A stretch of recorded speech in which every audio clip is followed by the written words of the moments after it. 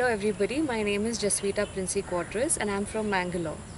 Well, in 2018 there was a synod on youth and Pope Francis very firmly stated that he wanted young people to be the protagonist of the church.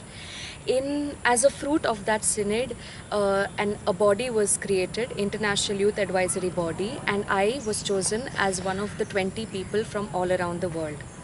And we are three from Asia. I am from India. We have one girl from Indonesia and one boy from Japan.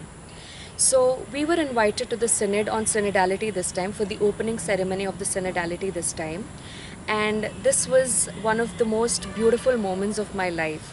In 2019, I did meet Pope Francis, but I never expected that I would meet him again the second time this time. But I was just standing at the entrance of the synod hall, and he just came walking.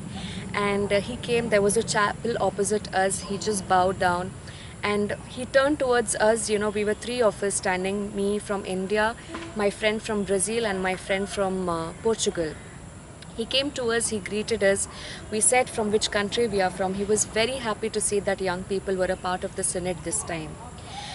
In his message this time, he firmly stressed that every person, whether it be young, whether it be old, whether it is a person who comes from a background which is not recognized in the society today, or whether it is a background which is recognized in the society today, every person needs to be a part of the synod this time.